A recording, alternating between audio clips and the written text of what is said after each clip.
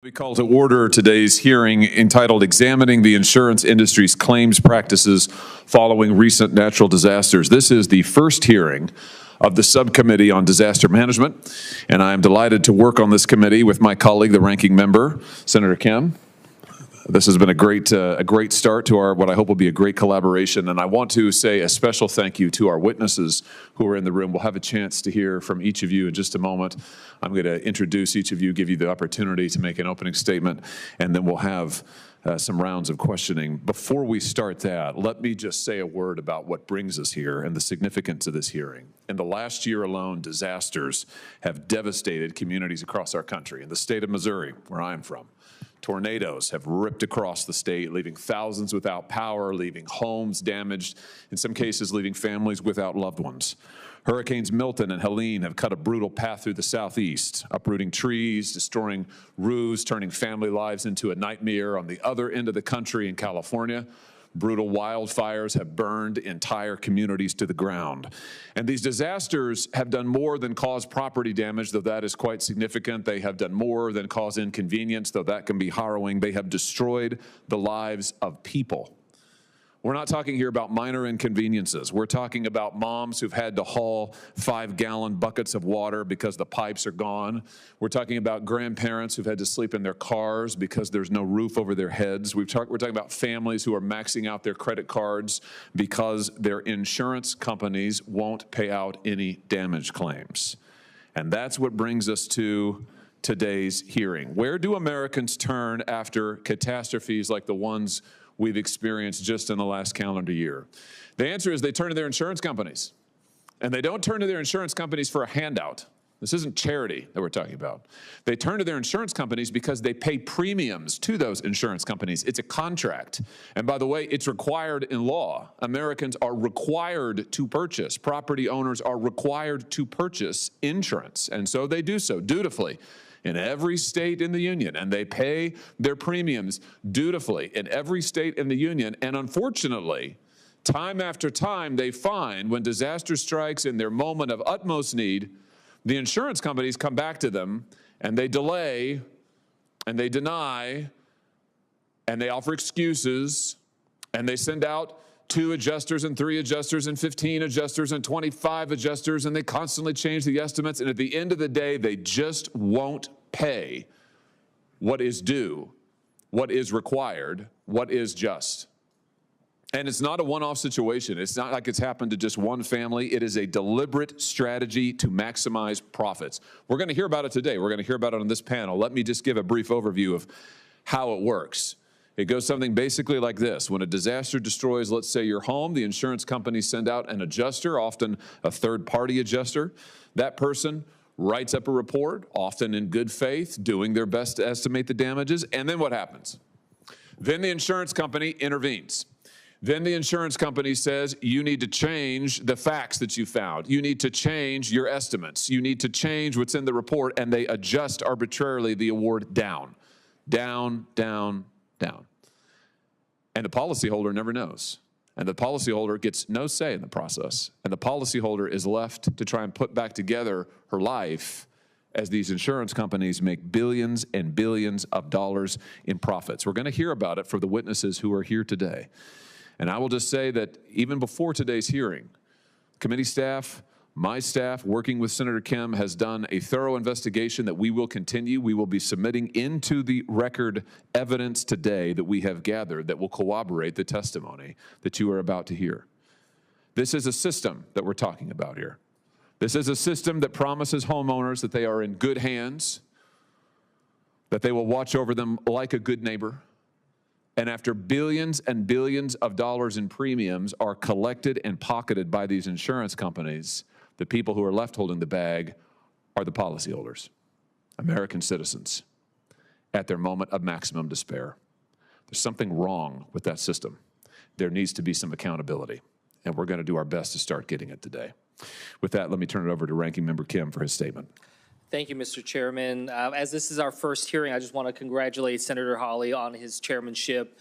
And I hope we'll be able to continue productive bipartisan work in this Congress. And I thought the chairman really laid it out strong, which is that this is about where do people turn when a crisis arises, when they're in their time of deep need. So I'm grateful for the witnesses here for joining us and giving us your insights into the different experiences that you've had to try to elucidate what it is that we can do here in Congress to be able to make sure that the American people have that sense of assurance when disaster strikes, when they are in their time of greatest need.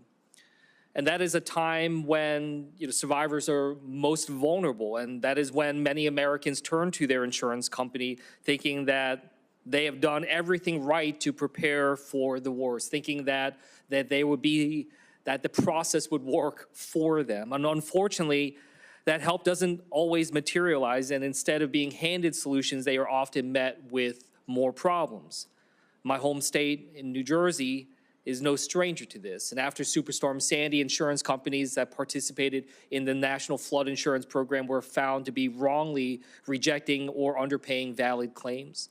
Since then, the problems have persisted. Hurricane Ida, another challenge that we faced, caused another wave of damage through my state. And it's not just in New Jersey, but across the country. In Florida, after Hurricane Ian, third-party adjusters came forward and accused insurance companies of altering their reports to underpay disaster survivors. Now, we are here to examine additional disturbing claims that insurance companies are continuing to deny coverage and underpay claims. This is an important topic. I also just want to take the time, though, to be able to raise that as we move forward with this subcommittee's work, that we ensure that we're taking a holistic approach, grappling with the problems that American people face when they try to recover from a natural disaster. That includes having honest and productive conversations about the government's role, in particular FEMA. In the wake of a natural disaster, FEMA has been a critical lifeline for so many Americans on the road to recovery. Yes, it needs reforms. Yes, there are changes that need to happen. But that is something that we can try to work on in a bipartisan way. Emergency managers, first responders, and other people in my community are deeply concerned about some of the rhetoric coming out of this administration about abolishing or getting rid of it. Already, we're seeing some of the Trump administration efforts to chip away at some critical programs. When we see the workforce shrinking, when we see canceling of the Building Resilient Infrastructure and Communities program, we have to take a step to be able to think through our role here in Congress on this going forward. FEMA, like private insurance, is one of the tools that the American people have available to them. You need both market solutions and the federal government to strengthen resiliency and recovery in our country. And people in disaster-prone states that I've talked to have spoken about the fear and the uncertainty about what comes next when it comes to disaster recovery. And we owe it to them to be more transparent about this. The administration has assembled a council to review FEMA and disaster response. I think this subcommittee could make sure that we do our own due diligence so we can be prepared to engage in discussion with the executive branch about that best way forward. And the goal is always to ensure that the American people, in their time of greatest need and difficulty, can feel reassured that they are not alone, that they can turn to others for help, whether that be FEMA, insurers, or others. We are facing some of the most intense natural disasters in our nation's history, but also living through a time of such distrust in government, public institutions, etc. Congress must be vigilant about any changes that may weaken the ability of the American people to tackle the disaster challenges they face. So I look forward to hearing from the witnesses today about their ground experiences and from the insurance companies about what they plan to do better in terms of serving policyholders. We may hear some harsh criticism, but criticism, I hope, that will work to rectify these problems. And I do want to make sure that we're commending some of the insurance companies for showing up today as well to be able to hear that feedback. Thank you, and I yield back. Thank you very much, Senator Kim. It's the practice of the subcommittee to swear in witnesses who testify in front of us. So now I'll ask you to rise and raise your right hands and repeat this oath if you're willing.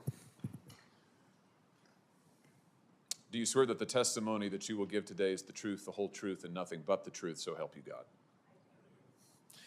Let the record reflect that each witness answered in the affirmative. That's a good start.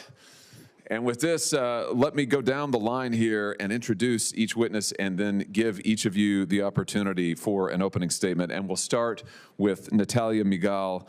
Natalia is an Allstate policyholder who lives in Georgia.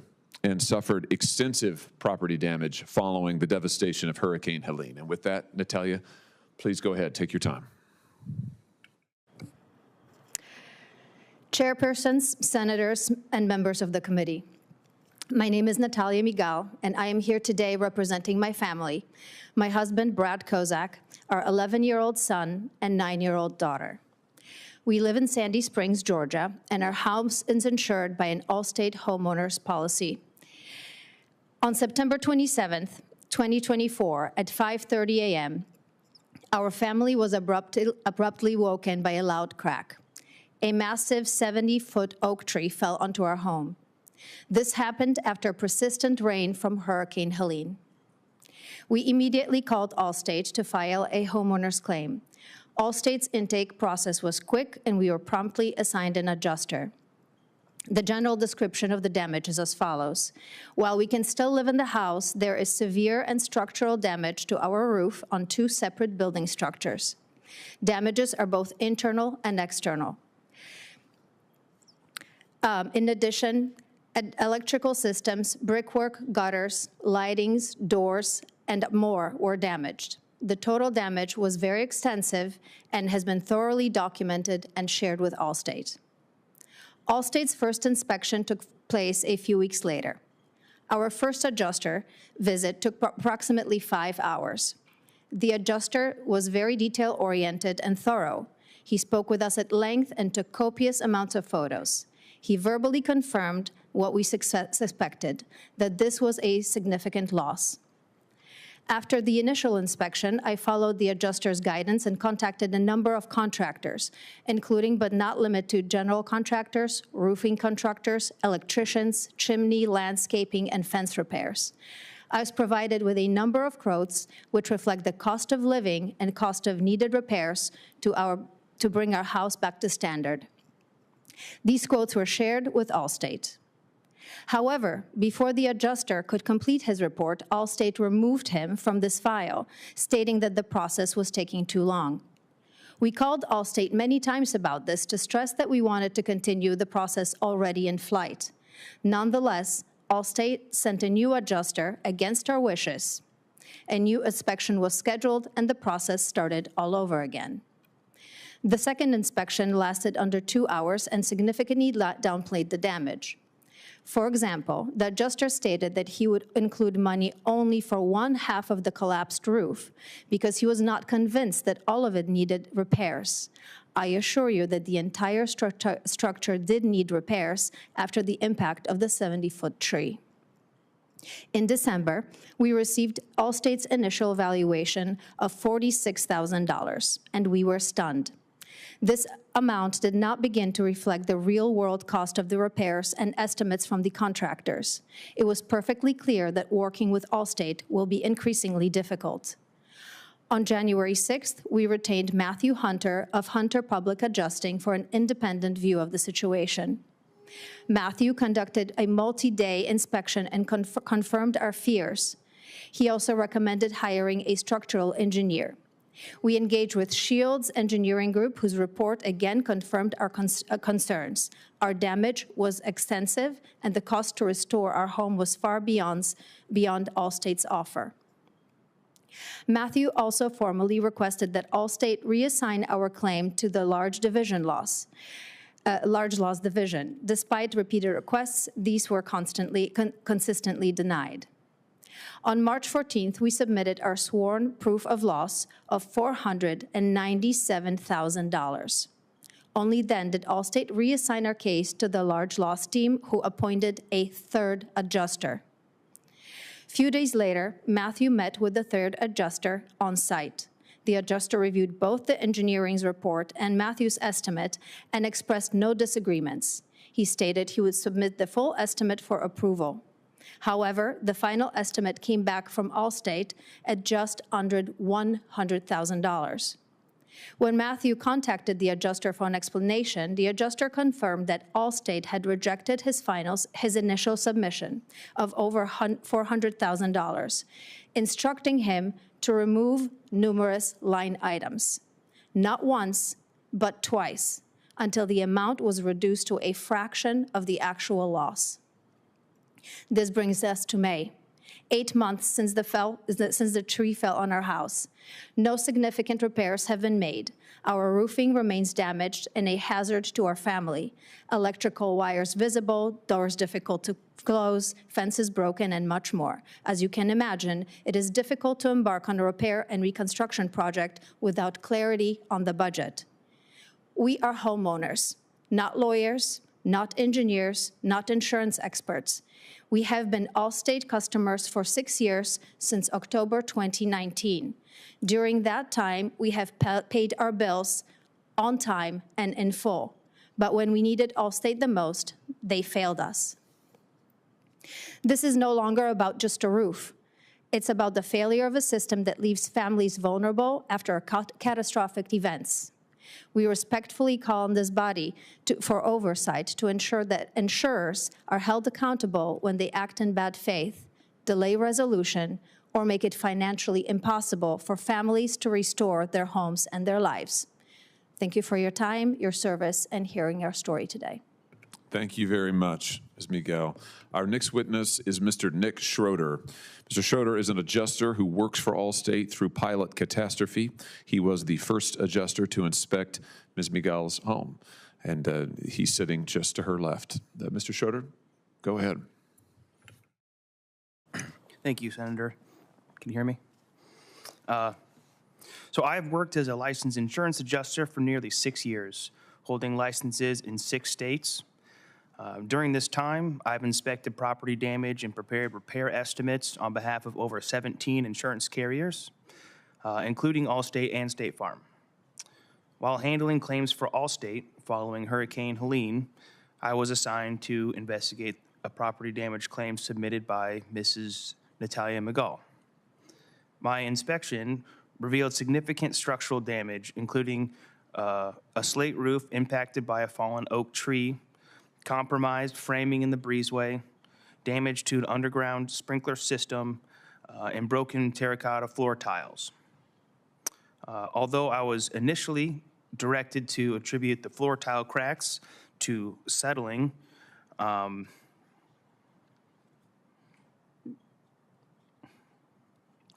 sorry, I lost my spot here. 1 second here. Okay, I was initially directed to attribute the floor tile cracks to settling and to recommend a repair rather than a replacement of that breezeway roof. I concluded that a full replacement was necessary due to split rafters and a cracked concrete underlayment. Shortly before I finished my estimate, however, I was taken off the case and the claim was reassigned to a different adjuster. In general, my experience handling Allstate claims was marked by repeated frustration. My estimates were frequently rejected or returned with requests or modifications that often reduced coverage. These changes typically involved reclassifying line items to minimize costs, such as coding a job for an electrician to a roofer when other roof work is present, as in replacing an electrically powered roof vent. This recoding would then prevent the estimating software from prompting a labor minimum charge for an electrician to safely disconnect and reconnect the hardwired vent. But more commonly, these changes were to simply exclude hail-damaged shingles due to wear and tear. In one case involving policyholders Suzanne and Dennis Carter, I was instructed to deny shingle damage as wear and tear, despite visible hail impact marks of consistent size and shape as nearby dented roofing metal. Although I provided a hail report confirming activity near the property on the reported date of loss, the claim was reassigned after I refused to amend the estimate to exclude the hail damage. In another case involving Nicolette Little, I was able to finalize an estimate only after arranging for my team lead to personally review and approve it. At one point, an Allstate staff adjuster who was assigned to assist me in getting claims approved advised me to remove coverage for the wind-damaged shingles based on a misunderstanding of standard damage indicators. He claimed a creased shingle was not wind damaged because it was not torn. However, industry standard indicators of wind damage recognized across all carriers I've ever worked for include torn shingles, blown off tabs, and shingle creasing, making this directive contrary to basic industry training. In my professional opinion, the claims handling process I observed from Allstate prioritized minimizing payouts, often at the expense of accurately addressing documented storm damage. Thank you very much, Mr. Schroeder. Our next witness is Mr. Cliff Milliken. Mr. Milliken is an adjuster who works for Allstate through Pilot Catastrophe. He has a connection to Ms. Miguel as well. He was sent out to conduct a re-inspection of Ms. Miguel's home. Mr. Milliken, the floor is yours. I've worked as a claims adjuster for Pilot Catastrophe since 2014. By 2016, I transitioned to a full-time adjusting, working primarily for Allstate, and have been deployed consistently for over 8 years. Since 2020, I've observed significant changes in Allstate's claim handling that, in my view, undermine the interest of policyholders and erode trust in the insurance industry. First, Allstate has increasingly relied on third-party, non-licensed inspectors, or so-called picture takers, instead of licensed adjusters to inspect damaged properties. These individuals are not trained nor licensed adjusters. They merely take random pictures and upload them to a portal where an often inexperienced inside adjuster grabs the photo package, reviews, and attempts to write an estimate. The estimate is then sent to a reviewer who then determines coverage and often mandates revisions. This is without transparency, as the reviewer's name does not go on the estimate. This process confuses policyholders who mistake the picture takers for adjusters, and then the policyholder never has an in-person experience with the adjuster who actually submits the approved estimate. This process also increases the likelihood of missing damage, which is often to Allstate's benefit. Field adjusters like me are in the best position to address the damage to a property. We are licensed, and we are the ones who physically inspect the property in person, and we have training to assess damage appropriately. After we, as the adjuster, inspect a property, we write an estimate which explains the observed damage and estimates the minimal cost of repair. Second, Allstate has stripped all field adjusters, regardless of experience, of decision-making authority. Adjusters now act just as glorified picture takers, submitting our work to the reviewer, who approves or denies the estimate and dictates revisions. In the overwhelming majority of cases, Allstate reviewers who have never been to the loss instruct the adjuster to alter and delete factual and causal findings in our estimate. Frequently, these alterations and deletions are simply false. Reviewers at times force adjusters to use material not of like kind and quality, and not to consider engineer reports because they weren't ordered by Allstate, and to issue denial letters that the adjuster must sign even when the adjuster disagrees with the decision and believes it to be false. There is no option for a discussion. It's the reviewer's decision, and that's final. If an adjuster resists, the claim is reassigned to someone who will comply. In most cases, the alterations and deletions drive the estimate down, meaning the insureds receive less money than required to indemnify them for the loss. As adjusters, we pride ourselves in having integrity, so when forced to do things that we do not agree with, we feel obligated to express that with the insured. When I've explained this to policyholders that I didn't make the decision, I was reprimanded and told this is not permitted. In one case, I was sent out as a supplemental field adjuster to look at the property for Miss Natalia McGill and her husband. While on site with the public adjuster, I reviewed the engineering report that was provided by the public adjuster, a brick expert report, again provided by the public adjuster, and discussed the inspection results with the public adjuster. And while on site, I agreed with the PA that the estimate over $400,000 appeared to represent the covered damages. I then reviewed all the information and drafted an estimate that considered the recommendations laid out by that engineer that would have attempted to bring the McGills back to the pre-loss condition using the most cost-effective option. My estimate totaled nearly $200,000. I felt I had figured a method of using chimney brick to make spot repairs and replace the full chimney with a similar product, saving Allstate from replacing all the brick on the entire home.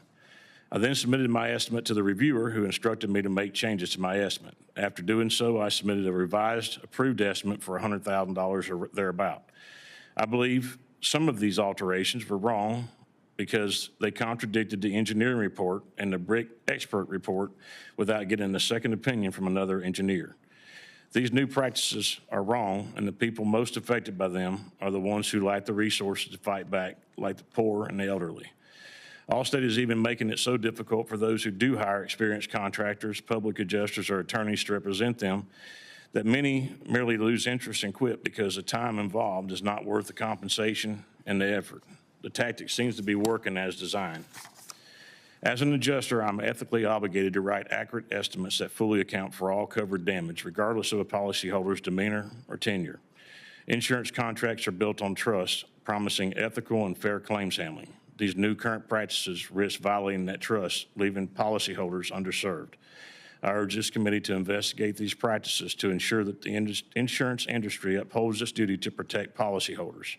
Transparency in claims decisions, accountability for reviewers, and restoring the adjuster's authority could help rebuild trust and fairness. Thank you for addressing this issue. Thank you very much, Mr. Milliken. Our next witness is Mr. Doug Quinn. Mr. Quinn is the Executive Director of the American Policyholder Association, which is a nonprofit that tracks and reports fraud committed by insurers against their policyholders.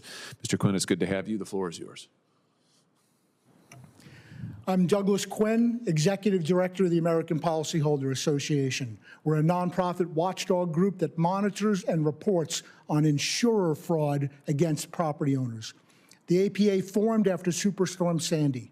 My home was flooded, I was at my weakest moment, and instead of helping me, my insurer hired U.S. Forensics, an engineering firm who created a report that an independent engineer determined was false. My insurer denied coverage for the worst damage to my home. Despite being fully insured, it took me 7 years to rebuild and get back home. At 61 years old, this is one of the most traumatizing betrayals of my life. I was not alone. In the Sandy engineering fraud scandal, CBS News, 60 Minutes, and PBS Frontline all reported on policyholders wrongfully denied nearly $500 million in claims. When asked if he participated in fraud, an insurer's claims executive pled the Fifth Amendment. Thousands of families paid for insurance as a safety net only to be betrayed on their claims. For many, it was the end of the American dream as they lost their homes. This wasn't the first time insurers defrauded policyholders, and it won't be the last. The APA routinely receives reports of insurer fraud. Often, the insurer will hire an engineering firm to inspect the property and write a report, which will then be manipulated to reach a predetermined outcome. Insurers are shielded by plausible deniability that the engineers commit the fraud, but the insurers are the ones driving it. They continue to use U.S. Forensics and other fraudsters. Insurers play the same shell game with adjusters. Many adjusters inspecting homes aren't employed by the insurer, but rather by third-party administrators. They technically a separate company. These TPAs are simply alter egos of the insurers and commit the same fraud the engineers do. Trained adjusters write an honest estimate only to be instructed to alter and delete facts by a reviewer. This isn't just a few bad apples. It's industry-wide and has been for decades. It happened in Katrina, it happened in Sandy, it happened in Irma, and it's happening right now. I worked in the insurance industry for 30 years. There are thousands of dedicated, honest professionals who take pride in helping families recover after a loss. Many of those professionals would be appalled to learn what happens to policyholders during claims. Those aware of the fraud are afraid to speak out, and for good reason. In this regard, insurers are like gangsters. Those who speak out get blacklisted, harassed, and sued. After Katrina, 2 employees blew the whistle on State Farm's plan to shift claims to the National Flood Insurance Program using systemic engineering fraud. State Farm sued the two sisters, but after years of litigation, State Farm agreed to pay the federal government $100 million to settle the case. Recently, Jordan Lee, a young insurance adjuster, reported that a TPA he worked for altered his reports. The insurer that hired the TPA, Heritage Insurance, is now suing Jordan for defamation, even though he did not accuse Heritage of changing the reports, but rather the TPA they employed. However, Florida regulators recently hit Heritage with a historic $1 million fine for multiple violations in handling of insurance claims. Jordan's a kid. He doesn't have any money. Most people believe that they're suing Jordan not for money, but rather to silence he and other whistleblowers. Many assert that the insurance industry's playbook is break the law and ruin the whistleblower. I routinely speak to insurance insiders who are terrified of retaliation. If it wasn't for whistleblowers like Jordan Lee, journalists like the Washington Post's Brianna Sachs, and honest plaintiffs' attorneys like Stephen Bush, we would never even hear about the fraud. In fact, all too often, we don't. Insurers are committing fraud and ruining the lives of the very people who pay them for protection. Premiums are skyrocketing, but Americans receive less in claims. The American consumer is being squeezed.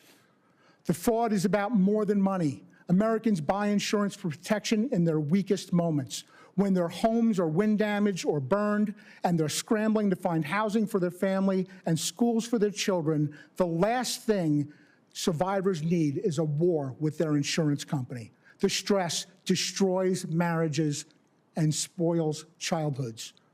The fraud also affects the federal government.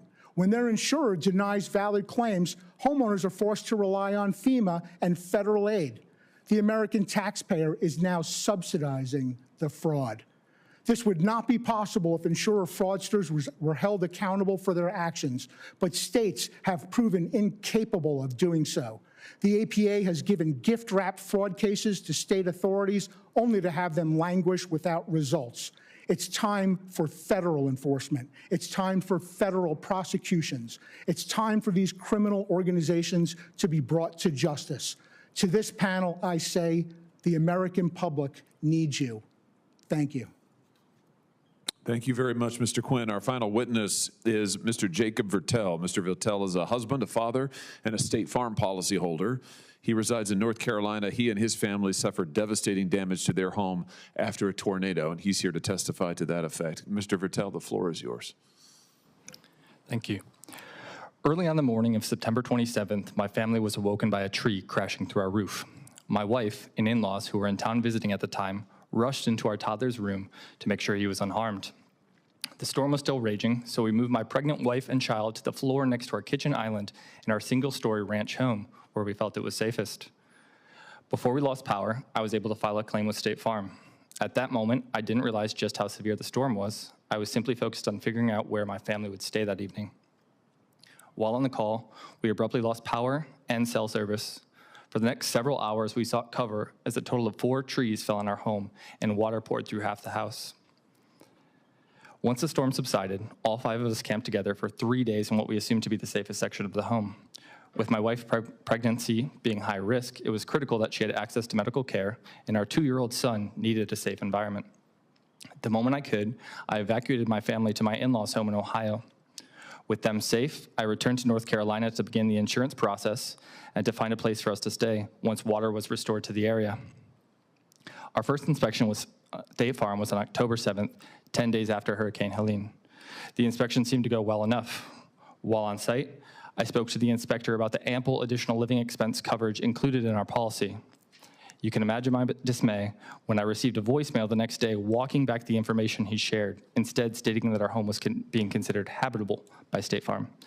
A home where I watched water pour through the outlets, where the sky is visible from our 2-year-old's bedroom, our nursery to be, our living room, and our bathroom. At that time, cell service in Asheville was still limited, so my wife from Ohio was trying to speak with State Farm. The few times I managed to get on the phone with her, she gave me agonizing updates about the undue stress being put on her, as the basic commitments of our policy were already being aggressively denied. It became clear we needed support and did not have the capacity to take this on ourselves, so we hired a public adjuster. Not long after, our decision to hire a public adjuster was reaffirmed when we received our first estimate of the damage from State Farm. The sum we were to receive would not even cover fixing the roof, let alone repairing our entire home. From there, we watched as our case was handled with little communication from State Farm. Emails went unanswered for weeks at a time. We were told that State Farm had issued a payment on our claim on October 24th. That check did not show up. 1 month after the storm, I moved my family back to Asheville into a rental at our own expense. From this new home base, we spent months driving across town trying to protect our house from further damage. Draining tarps, resecuring them, setting rodent traps, doing all we could to prevent the pipes from bursting. Covered only by tarps, our home struggled to retain heat during the mountain winter. During this period, Buncombe County placed a placard on our home stating that the property was not safe to occupy or enter. After 3 months of no movement, we were hopeful things would finally start progressing when State Farm assigned a new adjuster to our case. The damage payment that was supposedly issued in October was reissued in December. However, we quickly lost hope again when it became evident that we were starting over from scratch, having to provide all claim information again. It was as if all information from the previous 3 months was lost. All the while, State Farm communication remained scarce. Re-inspections were discussed, then no one would show up. And the little communication we did receive, it became clear that this new adjuster was not qualified to speak on general home construction and repair. We repeatedly reaffirmed the need for critical repairs, only to be met with the adjuster's opinion of, "I don't think that is necessary." He dismissed formal inspections conducted by contractors and mitigation specialists. The broken trusses struggling to hold up our roof simply were not a matter of opinion. After 123 days of our home sitting untouched and relentless communication on our end, a re-inspection was finally scheduled. During this inspection, as we stood staring at our gutted home, State Farm's adjuster admitted that their initial estimate was too low and said he would be refiling for the policy limit. Even so, an hour later, we stood in front of the county's unsafe structure notice as he told my now 8-month pregnant wife that separate living accommodations for our family were not required and that the county notice, which we had provided at least half a dozen times, did not matter in the eyes of State Farm. Despite dismissing the need for coverage, this adjuster then admitted he was unfamiliar with our specific policy, instead citing a policy that did not apply to us. He went on to say that he would see what he could do about covering additional living expenses now that it was winter. After dealing with State Farm for 5 months, it was no surprise that when a revised estimate of the damages came through in February, only minuscule adjustments were made. Expenses we had already covered personally and for which we had provided State Farm with invoices were short paid. Again, we found ourselves needing to continue covering expenses out of pocket while still being unable to fix our home.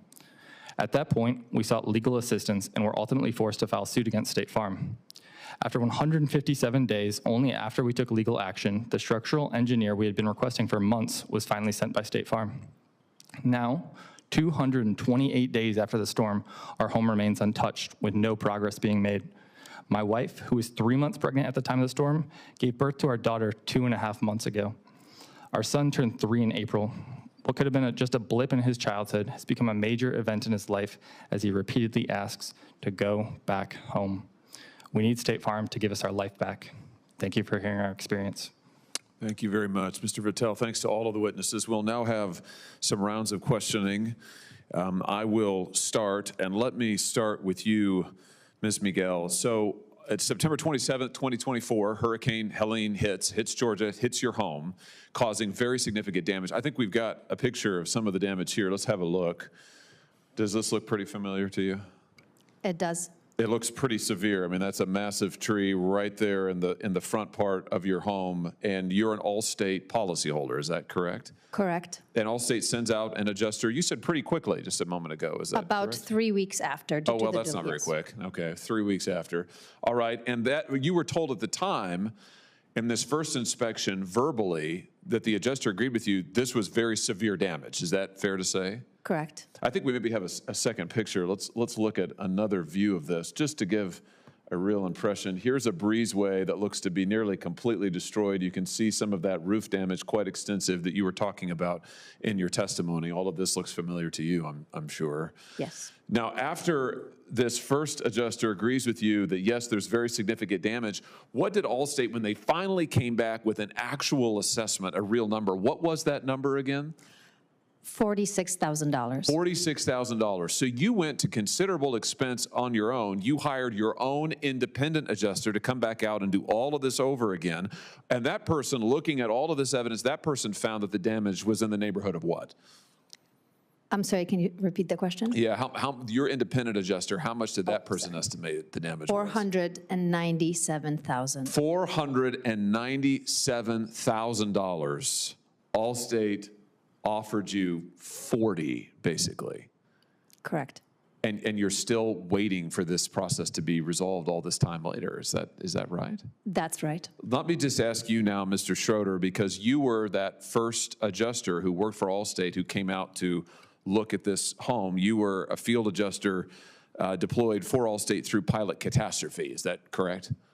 Yeah, that's correct. And you were the first one to inspect Ms. Miguel's home after the hurricane. Is that right? Yeah. And you went in person, I think. Is that correct? Yes. And you spent several hours, Ms. Miguel said in her testimony a moment ago, you spent several hours doing a very thorough inspection. Is that your memory also? Yeah, that's correct. And how serious would you say the damage was in your own, just your personal recollection? Extremely, probably the most serious that I saw on this deployment. Wow, the most serious that you saw on the deployment, which makes sense given these photos. So you start, if I understand correctly, you start to prepare an estimate for a full replacement of this breezeway right here. Does that sound right? Yeah, that's correct. But then you were instructed, you were told by the higher ups, no, we're not going to do a full replacement of the breezeway. So only do an assessment for a partial replacement of the breezeway. Is that correct? Yes, that's okay. correct. So then you start working on that, and you're working to get as big of a damage claim as you can from Ms. Miguel in line with the facts after you've already been told, no, we're not going to do the full thing. And then before you can even complete your work, you're taken off the case. Is that right? Yes. Why do you think that happened? I was told it was due to time I was taking too long, but I don't believe that is the case. I think that Allstate saw from this and my recently prior estimates of being very thorough and complete and going back and forth with reviewers on coverage that it was going to be a higher estimate and it would be more cost effective to reassign it to an adjuster that would listen better. Yeah, an adjuster who would lowball the policyholder. Really, I mean that's what we're talking about. You're removed from the case. They took 3 weeks to send you out to begin with, and then all of a sudden, boom, you're removed once it looks like you're actually going to do some justice for Ms. Miguel. Let me just ask you more broadly, Mr. Schroeder, have you ever been told to change estimates to reduce payouts? Yeah, frequently. And when you've pushed back on this, if you've ever said no, what happens then? If I say no, then the claims typically get reassigned due to, they say, either lack of compliance or other reasons like I'm taking too long. In your experience, was this kind of thing a one-off thing or was this a pattern? This was definitely a pattern. Is it fair to say then that Allstate's priority in your experience was not getting the best possible award for their clients, it was in protecting their bottom line? Certainly in protecting their bottom line, yeah. Mr. Milliken, let me just come to you because you were then yet another adjuster in this same case sent out to look at Ms. Miguel's property. You worked as a field adjuster for Allstate through pilot catastrophe for about 8 years. Do I have that right? At least 8 years, yes. Yeah. In that time, you have personally inspected hundreds of properties damaged after storms and disasters. Is that fair to say? Thousands. Thousands. And you're trained to determine the extent and cause of the damage and how much it costs to repair it. Is that fair to say? Yes, sir. All right. So let me just ask you about Ms. Miguel's claim. You were assigned to re-inspect her home. Is that right? Yes, sir. And you testified earlier that you went about that diligently. You could see that there was very extensive damage. That was your initial impression. Is that fair to say? Yes, sir. And you reviewed all of the reports. There was an engineer's report by this time. There was the public adjuster's report. You reviewed all of those things diligently. Is that fair to say? Yes, sir. When you submitted your report to Allstate recommending several $100,000 worth of payments to Ms. Miguel and her husband, what happened then? My estimate was rejected, and I was advised to alter it to a lower figure. So you were told to alter the estimate and to alter your findings as well? I was told to alter my estimate. I don't know that the findings was told to be altered. Were the alterations that you were told to make, were those consistent with your own review of the property and your own assessment of the damage? No, sir. Did you write that up in a detailed estimate, what you were told to do? I did, yes, sir. And Allstate then, they send that estimate ultimately to the property owner, is that correct? I'm obligated to send the estimate to the policyholder. And is there any record anywhere the policyholder would ever know that your initial findings, your recommendations were rejected and somebody told you to come in and alter them? No, sir. Let me just ask you more broadly. Have you ever been told in other cases with Allstate to alter or delete your findings? Absolutely. In fact, you testified just a second ago, I think, that you were frequently asked to alter factual findings, delete material, and sometimes include items that were false. Did I hear you correctly when you said that? Yes, sir. In the overwhelming majority of cases where you were asked to do something like this, did that cause the estimate to the policyholder to go up or to go down? To go down. What is your assessment of what Allstate's ultimate goal here is? Is it to pay out the policy according to the terms of the policy to the best extent they can, or is it to protect their bottom line and to use you and your report as necessary to meet that end, to make sure they make as much money as possible? 100% to use me to enable them to make as much money as possible. And you would say that this is a pattern. This isn't just something that happened one time like in Ms. Miguel's case. You've been doing this for a long time, and you've observed this to be a pattern with Allstate and in the industry. I have, yes, sir. Thank you for your testimony. Senator Kim. Yeah, thank you, Chair. I'd like to just pick up right where we're at, actually. Mr. Schroeder, Mr. Milliken, you both refer to an ethical obligation with your work. Can you explain to me and to those that aren't doing that work, what do you mean by that? Is there a code of conduct, a code of ethics that you have to abide by for your license? Mr. Schroeder? To do an estimate that is true to, what is honest and true. My evaluation to be honest and true. That's what I commit to do. Yeah. Mr. Milliken?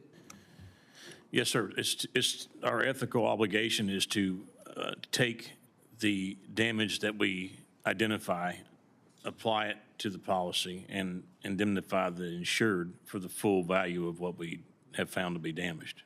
And so with that ethical obligation, you're now coming across people that you're engaged with in the insurance companies that are telling you to change your estimate. Can you give a little bit more detail? Who is it that you're interacting with? Who are the people? What are their credentials in terms of being able to tell you or assess whether or not they think you're right or wrong? Mr. Milliken? So there's a team of reviewers, and I don't have access or know their experience or background. Their label, I believe, is a vendor oversight team or team member or training member, but I think I kind of got sidetracked on your question. No worries. But it sounds like they're not necessarily abiding by that same or have that same obligation when it comes to ethics in terms of the code of conduct. They're not adjusters in the same way that you are? That's right. Yes, sir. So there's been many times whenever I, as an adjuster, and I'm an experienced adjuster. I'm not saying I'm the best adjuster in the world, but there's been many times where I went out to losses and inspected and identified with my own eyes hail damage, for example. on roofs, and then submitted my findings to this new process of the reviewers. And the reviewer tell me that what I'm seeing is not hail damage. Well, I was there. I seen the hail damage to the siding. I seen the hail damage throughout the neighborhood. I saw the hail damage to the roof. They reject my estimate and tell me they're not going to approve it. So But you're not necessarily certain what expertise they have to be able to make that assessment, given that you were the one that was on the ground. I can't imagine they have any more expertise than I do. No, sir. Yeah. When you're being told, I mean, Mr. Schroeder, you were talking about how they were telling you it's taking too long, and that's why you were removed from this particular case. But correct me if I'm wrong, but it sounds like if they remove you, they'd have to basically start from scratch all over again. Isn't that right? Wouldn't that seem to take a little bit more time too? Yeah, that's correct, and that's exactly what happens. I actually had contacted Mrs. McGall just to see, out of my own curiosity, and to check in a month after I had been removed, and she had not received an estimate yet for those repairs.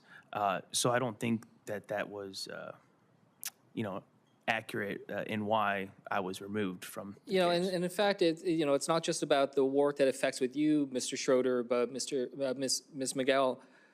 I keep hearing from people that feel like these delays are intentional, that it's meant to try to discourage the consumers, the policyholders from continuing on. Did you feel that way with how you were treated and just how the lack of response and some of the delays were? Yes, absolutely. Mr. Vertel, you were also talking about just significant delays and lack of communication. Did you feel at times that this was intentional? Absolutely. I feel it's a battle of attrition at this point. Mr. Milliken, kind of back to you. When you're being told to change and adjust, do you feel pressure or did you feel fear that if you don't make changes that maybe you won't get future work from that insurance company before? Yes, sir. I do have that fear. I've had that fear, but I'm also a pretty stubborn person, so it's difficult for me to tell someone something that's not true. So I've battled that quite extensively.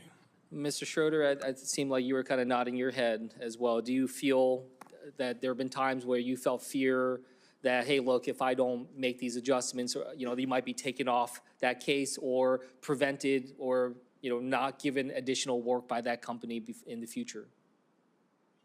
Yeah, I certainly feel that way, and I think that's happened on this last deployment. I had multiple claims that were at the end pulled, and reassigned due to an explanation that to me it didn't make sense, and it was coincidental with the timing of me having disagreements with the virtual, examiner that is just looking at a photo when I was the only one, of the two of us actually present during the inspection.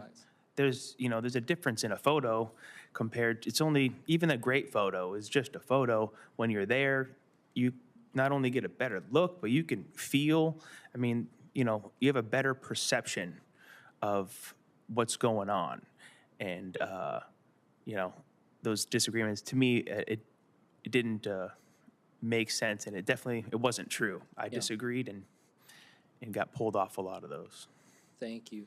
Mr. Quinn, you're hearing all this. You hear all this constantly. You went through this experience yourself.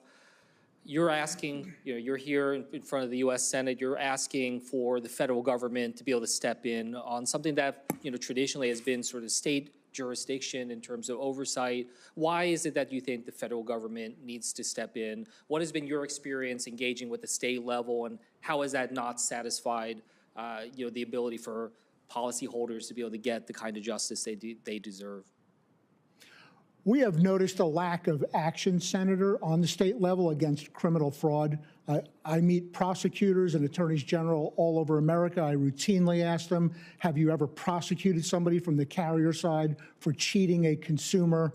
The answer is invariably no. We see literally no prosecutions on the state level of people from the carrier side who are committing fraud to cheat consumers. We feel there's an issue with regulatory capture. In some cases, it's a limited capacity, budget strains, personnel strains. But we do believe that the federal government should be stepping in and investigating and prosecuting cases where the American consumer is getting cheated by their insurance company. Thank you, Mr. Quinn. I yield back. Senator Moody. Thank you so much, Chair. You know, Florida is no stranger to disasters. In fact, my state has suffered through some incredibly serious, damaging, tragic storms. And all too often, I find myself speaking to Floridians who are struggling to put not just their homes back together, but their lives back together, because so much of our lives is embedded and built within our homes. And let me just thank you all for taking time to be here today and talk to us. I know coming to a Senate hearing is no small thing. I want to thank the chair for putting this together and for making sure that we have two panels so that we can talk to a variety of people. We can only fit so many people here at the table right now. I think making sure that we are paying attention to the public discourse right now in terms of challenges in recovery and even some public stories about what is being found underneath insurance companies and claims and helping people recover. And I think the worst thing we could do right now is to not have a hearing like this to address what is being said in the broader conversation in America, especially in states where we have suffered storms and people are still right now trying to recover. Obviously, as an Attorney General, I even had to sue representative of FEMA after the last storm.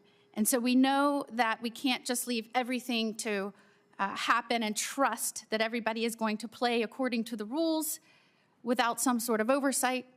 And so I think it is important that you are here today to share your stories. And I also think it's important for our colleagues and for this subcommittee to learn more about what is going on. Just as we would expect insurance companies to do the right thing and live up to the policies that they have offered and certainly have collected money and payment on, we know that is in every industry. We have those that are good faith players, and we have those that may seek to do harm or take advantage of a tragic situation. And I wanted to ask you, Ms. McGowl, I know that you have specifically had a bad experience, and I wondered, I think you mentioned you had the one adjuster come out and then another adjuster come out. Did anyone from Allstate ever call you and walk through the specifics of why something may be covered by your policy or not covered by your policy, or was it just an adjuster coming out and communicating with you? No, no one called me to walk me through the details of the policy and how that would be applied. I was called mostly regarding scheduling matters and the adjusters. So even after the multiple estimates, as they gave you lower estimates than you had received, no one called to tell you line by line why something may or may not have been covered? That is correct. And Mr. Schroeder, I'll ask you first, when you submitted your estimate, when you had discussions, did anyone go with you line by line why something might not be worth what you estimated or might not be covered by the policy? Are you asking when I submit an estimate to the reviewers, do they go through, if there's something they disagree with, they would say to remove it. There's typically not an explanation for why, and when there is, more often than not, it's not what I would say legitimate, not according to the policy. It's, that hail damage isn't hail damage, take it off. Or that is wear and tear and not hail damage, take it off. Those are the answers I would get. But no, they wouldn't go through my entire estimate line by line with me. No. And Ms. McGowl, I'm going to come back to you for a moment. When you didn't receive right away the money you needed to repair the home, were you forced to come out of pocket to repair the house? We have done relatively minor repairs so far, simply because we do not have any insight into the budget that we might have at hand. So only the most crucial repairs, and, for example, putting a tarp up on the roof to prevent further damage or rainfall has been done so far. And you had to pay for that just out of your own money that was probably taxed on your income? Yes, that's correct. And of course, engaging with external experts such as the engineer was also out of pocket. Would that have been helpful to be able to deduct from your taxes the money you had to lay out to recover for your roof with storm damage? I have not deducted those expenses from my taxes at this point. Would that have been helpful Would to that have been recover? helpful? Likely, yes. Yeah, I've been exploring with colleagues, a bipartisan approach to trying to address money that people are having to use from their own pocket. They get money from their jobs, and then they have to outlay it to stop rain from coming into their home, and then they still have to pay taxes on that money. Would that have been helpful to you and your family? Absolutely, that would have been helpful. And I don't want to go over time, but Mr. Quinn, I would like to follow up with you. I know that you've been so focused on this, and I know a lot of your energy and time and talent has been focused on this issue. Do you believe it would be helpful? And I know many states are set up and structured different ways, right? One agency may have statutory authority to investigate these matters, where another agency wouldn't. And so if that one isn't moving fast enough, or this one wants to complement it, sometimes that's not available, and it looks different in different states. Do you think it would be helpful to have a cross-section from different agencies being able to, within one state, task force, or even federally, a task force where the agents or the officers are specially trained in this area? Yes, ma'am, I believe that would be very helpful. Thank you, Chair. Mr. Milliken, can I just come back to you for a second? Can I just ask you, did you think that Allstate might retaliate against you for your testimony here today? Did that ever cross your mind? Yes, sir. Yes, sir. And why did you think that might happen? Well, I mean, I got a phone call from Pilot Management indicating that they were aware of it, and then got word from people in the office that I was going to be on a cutoff list, which has not happened in probably 6 years. Okay, so wait a minute. I just want to make sure that I got this right, and I want to be sure everybody in the room understands it. You're telling me that after you agreed to testify here today, you got word that you were on a blacklist, essentially, from Allstate, and that you were going to be penalized in some way?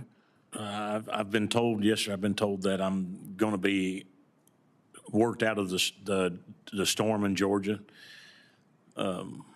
which is 100%. I mean, it's cutting me off. It's eliminating me, guaranteed.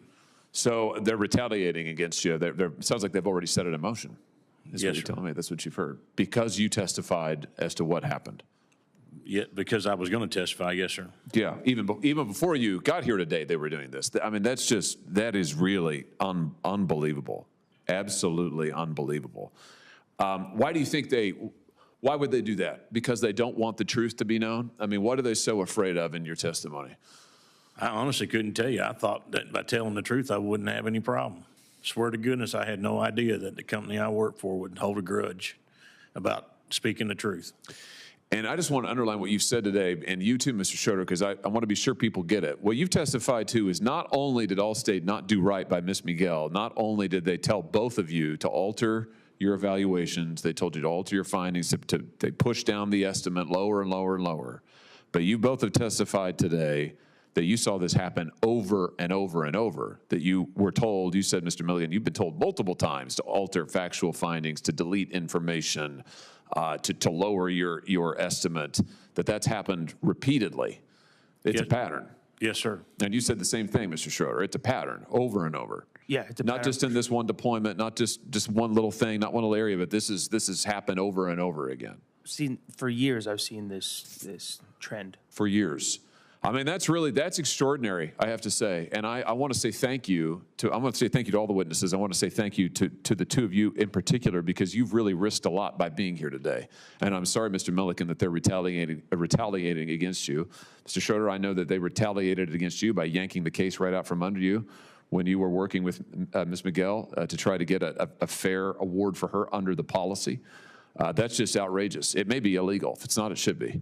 And I just want to tell you, we're going to do everything we can to make sure that you are done right by, and that people like Ms. Miguel across this country are done right by. And that brings me to you, Mr. Vertel. I want to give you the chance just to say a little bit more about your story. We've been talking about Allstate, but you were a policyholder of State Farm. I think we've got a picture of your house as well. Let's take a look here just so people get a sense of it.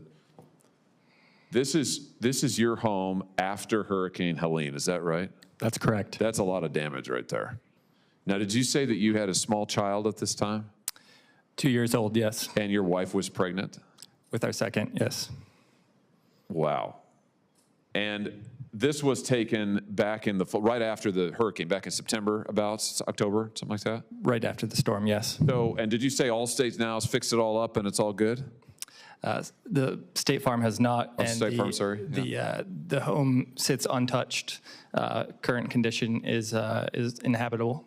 So they've done nothing in those, you said the number of days, 228 days of our home being uninhabitable, excuse me. 228 days. And your wife has since had your second child, is that correct? 2.5 months ago, yes. So you've got a 2.5-month-old, you've got a 2-year-old. Nobody gets any sleep in your house, I suspect. I've got little kids. This keeps us up more at night than they do. I bet that's true. And you are coming out of pocket to pay for your own housing because you can't live here. Is that right? We've received drips of reimbursement, but we've had to fight tooth and nail for every one of those. So, I mean, just tell us what it's like to go through this with this company. I mean, how long, you'd had your policy for a little while, I imagine. I mean, you didn't get the day before the storm. We've been State Farm customers probably for the better part of a decade. Wow. And so you pay your premiums like everybody else, right? Always. And yet they won't work with you. They won't give you any help. Your home still hasn't been touched. You've got a little kid. You've got a little baby. They're not doing anything for you. You decided ultimately that you needed to stand up for yourself and actually try to fight State Farm on this. Is that fair to say? That's correct. What would have happened if you hadn't have done that? Do you think, what was the strategy here? If you still haven't gotten the appropriate award, damage award. So what would have happened though if you hadn't have stood up and started to demand your rights? I feel that we were perceived as an easy mark, that we needed to be in our home quickly, and so we were going to take this on ourselves. Right now, we simply have not received any funds that would allow us to fix our home. So if we had to come out of pocket, it changes everything about our life, where we live, if our kids could go to school, everything. It's just extraordinary. You should never have had to go through that, Mr. Vittel. I want to offer my sympathies, my apologies to you, to your wife, to your little ones. That's absolutely outrageous, and the kind of behavior we've heard testified to here today, it sounds like to me you're a victim of. Another one of these massive insurance companies who takes your money. They're happy to take your money, but when this happened to you, they won't give you anything. It's delay, delay, delay. Mr. Quinn, let me just ask you, you've heard this testimony today. You're very familiar with it. You hear it all the time. Can I just ask you, you've heard testimony about Allstate and about, frankly, fraud that goes on there. In your view, in your professional judgment, is that kind of fraud limited to Allstate? No, sir, it is not. It is pretty much industry-wide. Tell us more about that. I mean, it's industry-wide because why? Tell us what the industry looks like, how it runs. We believe this goes back to the 90s with what's called the McKinsey report. A consulting firm sort of trained insurance companies to use their claims department as a profit center. And they actually trained their staff to come in and short people on claims. They did it specifically starting out with Allstate, and then they took it on the road for almost every other insurance company, and it is now basically industry standard. I will say there's nothing you're hearing that's unique. The people that are speaking are unique because they have the courage to do it, but I hear these stories every single day, and they are the exact same stories over and over and over, and working class families getting taken advantage of by insurance companies without any ability to fight back. So what you're telling us is these big insurance companies went to a consulting firm, McKinsey, and asked them to design a program to help rip off policyholders. That is correct, sir. And has that been successful? I mean, has their program been successful in ripping off policyholders? It's been incredibly successful, sir. It is actually part of the systemic fraud that's occurring every day now. That's extraordinary. Senator Kim. Thank you, Chair. Mr. Milliken, Mr. Schroeder, I wanted to just kind of zoom out a little bit. You know, we talked about major disasters, but Mr. Milliken, you were talking about just in general, there's a lot more higher volume in your work. And you in particular said that that has increased the use of people that are just kind of relying on photographs, right? Is that correct in terms of just, you know, trying to get out there, people that might not have the skill set that you and Mr. Schroeder have, but they're out there telling us, you know, taking photographs. Can you tell us a little bit more about that? Yes, sir. So when I first started photographs, you never adjusted an estimate by photographs. You went out and put eyes on. Now it's the whole process is set up on photographs. So the reviewers are reviewing pictures that I took at my inspection where I identified hail damage to a roof. And this reviewer, who's never been to this house, tells me that that's not hail. So I go back out to the house, I take more pictures with a phone and a camera. I submit these pictures, and this reviewer tells me this is not hail.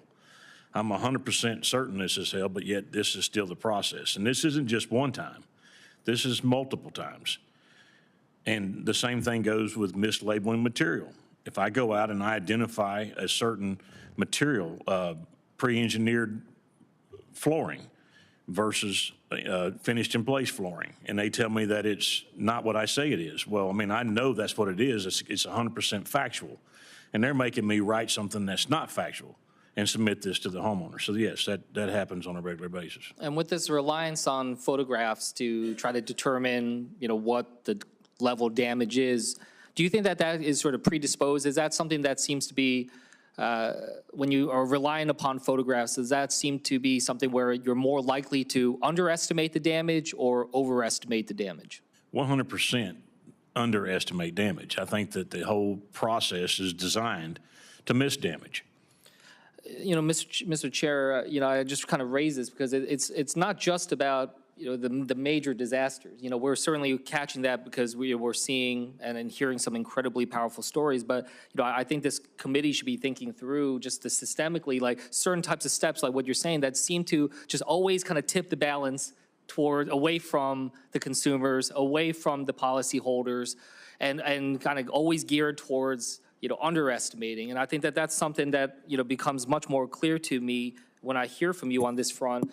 You know, Mr. Quinn, I wanted to turn to you because, you know, the devil's advocate, the argument on the other side is saying, hey, look, we have very low rates of complaints, you know, some percentage, 1% or whatnot. I guess I just wanted to just hear from you. What is your response to that type of argument in terms of saying, like, you know, satisfaction's high, you know, these problems are outliers rather than systemic? I assure you, Senator, satisfaction is not high. We hear the complaints regularly. What we understand is most consumers, when they complain, they're dealing with their insurance company, so they'll complain to the insurer, and we believe those statistics get buried. Yeah. Most people don't understand how to complain to their insurance department, how to complain to the National Association of Insurance Commissioners. They don't get it. They don't understand how to do that. So, you know, whatever the companies are claiming are their complaints are not representative of the amount of extreme dissatisfaction amongst their policyholders. Ms. Miguel, Mr. Vertel, you know, when you were going through that difficult process, you know, probably for the first time where you had to kind of engage with claims of that magnitude, is it right that, you know, you have a hard time understanding at that time all the different tools at your disposal, the process that you need to go through?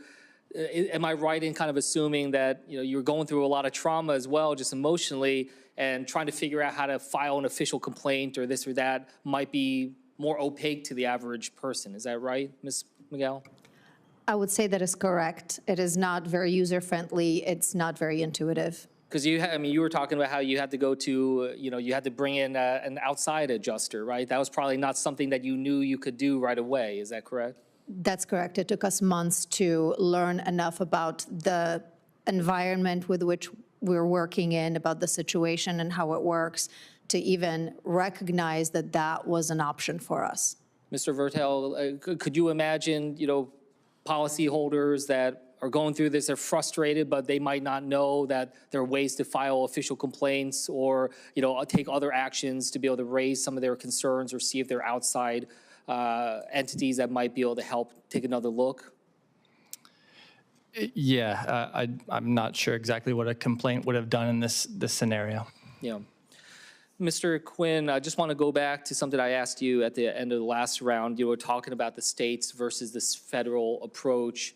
And, certainly I'm more familiar with this in terms of New Jersey.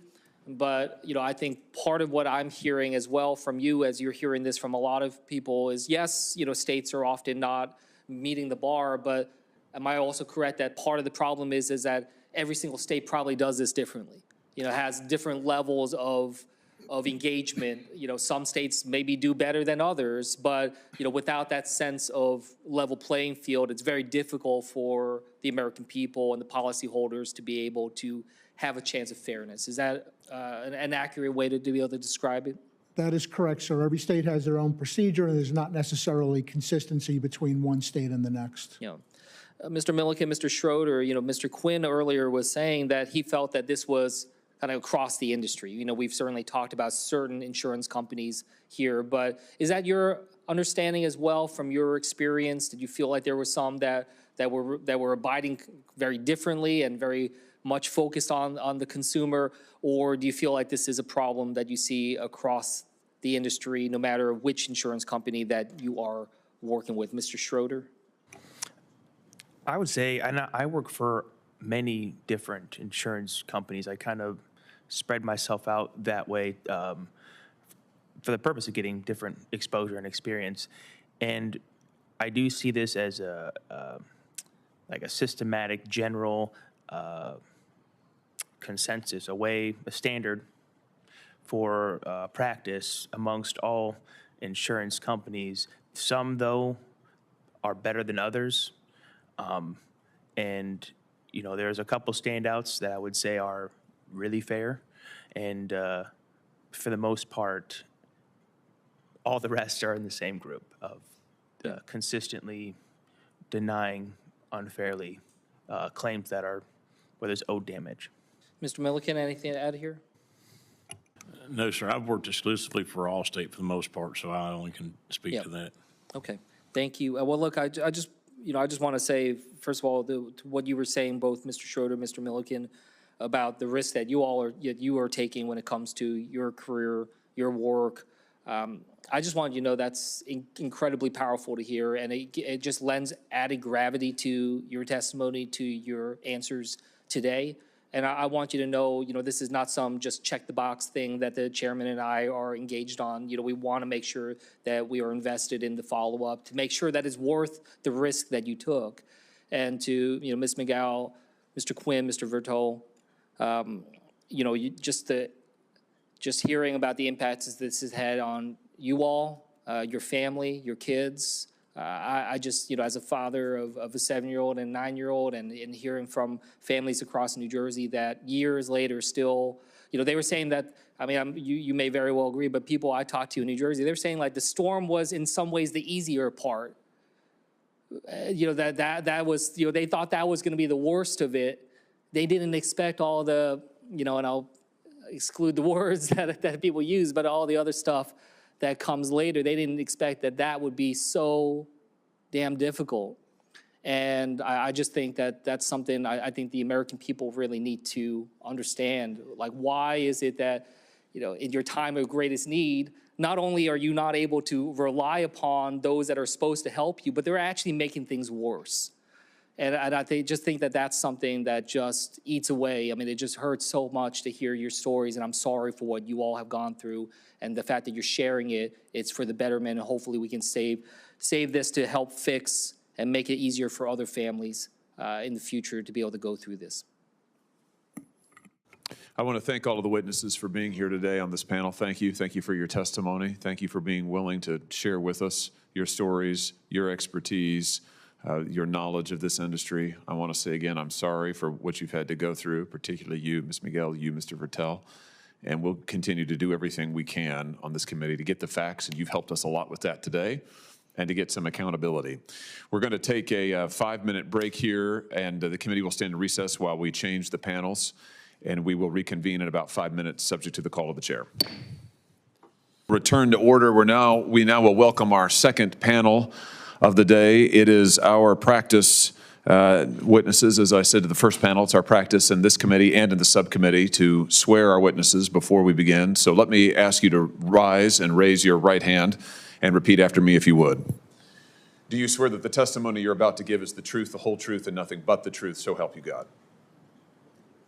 Very good. And now we will hear from each of the witnesses in an opening statement. We'll start with Mr. Michael Keating. Mr. Keating is the Operations Vice President at State Farm. Mr. Keating, the floor is yours. Do that. My apologies. Chairman Hawley, Ranking Member Kim, distinguished members of the subcommittee, thank you for the invitation to appear before you today. I appreciate the subcommittee's interest in insurance claim handling, and I am grateful for the opportunity to provide insight regarding State Farm's approach to helping our policyholders after disaster strikes. But before I begin my formal statement, I do want to address the difficult situation I heard with Mr. Vertel's testimony. State Farm is made up of 66,000 employees, and we're human beings. We make mistakes. I listened to Mr. Vertel's testimony, and it, quite frankly, it was difficult to hear.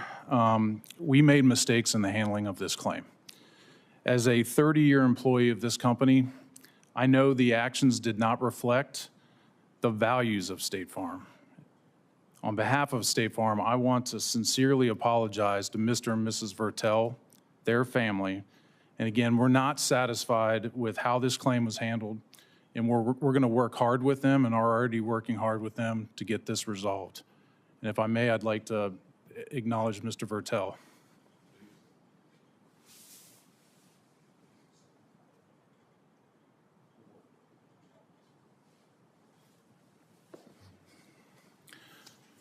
So I'll continue. State Farm is the largest provider of personal home and auto insurance in the United States. Headquartered in Bloomington, Illinois, our mission for over 100 years has been to help our policyholders manage the risk of everyday life and recover from the unexpected. As a mutual insurance company, State Farm operates for the benefit of our policyholders. State Farm has no shareholders seeking a quarterly return, so our organization is able to focus on the long-term interests of our policyholder group as a whole and deliver on the promises we make to them. I joined State Farm nearly 32 years ago as a homeowner's claim representative. Currently, I serve in the role of Operations Vice President, where I help lead State Farm's claim process. How I work and how I lead my team are direct reflections on those experiences over 3 decades, and the values of customer service, integrity, they are what we hold dear at State Farm. From my first day at State Farm, I've had the privilege of helping people put their lives back together after the unexpected. It has shaped my role and how I lead others to fulfill State Farm's commitment to our policyholders to ensure that we pay policyholders what we owe under the terms of their policy promptly, courteously, and efficiently. Our commitment to our policyholders navigates some of the most difficult moments of their lives. That is especially critical in light of the recent devastation caused by natural disasters across the country. We share the subcommittee's concern for the families and communities impacted by these events. At State Farm, our policyholders are also often our neighbors. And as the largest claims force in the industry, we take seriously our role to help communities recover and rebuild. In the Southeast, damage from Hurricanes Helene and Milton resulted in approximately 129,600 property claims, and State Farm has already paid out nearly $1.28 billion under those claims. Of these claims, less than 1% have received one or more policyholder complaints. In California, as of May 6 of this year, State Farm companies have handled approximately 12,600 wildfire-related claims and have paid out more than $3.4 billion. In the wake of these natural disasters, State Farm is hard at work on the ground so policyholders can return to their communities and to their homes. To put this into further context, State Farm receives approximately 30,000 claims every single day, and we understand behind every claim is a person, a family, or a small business who needs our help. No two disasters are the same, and each claim is different, just as each individual submitting that claim is different. Our goal in claims handling is to understand the scope of the damage, identify the cause, and determine what we may owe. This is how I've instructed my teams to approach claims. Listen carefully, show empathy, investigate thoroughly, and pay what is owed under the terms of the policy. Now, we try to respond to most of the claims handling work ourselves, but sometimes we need to work with external independent adjusters to help us process a large volume of claims in a timely way. Similarly, when a claim is particularly complex or requires special expertise, we may use engineers to help us resolve it. In such cases, we require that engineers are appropriately licensed, independent, and objective, and base their analysis on facts. So thank you again to the subcommittee for having me here today, and I do look forward to answering your questions. Thank you very much. Our next witness is Mike Fiato of Allstate. Mr. Fiato is the Executive Vice President and Chief Claims Officer of the Allstate Corporation. Mr. Fiato, the floor is yours.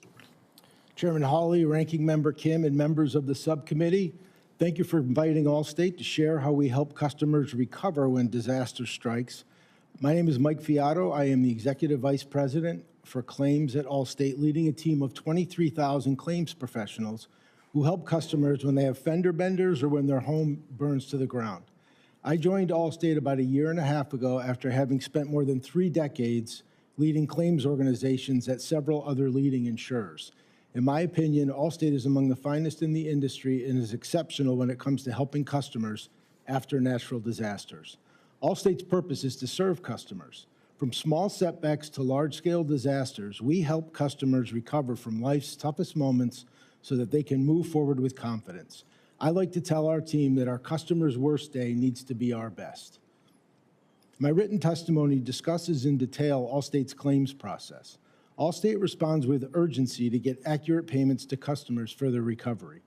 Last year, Allstate paid customers over $100 million a day on average, enough to rebuild an entire community every day.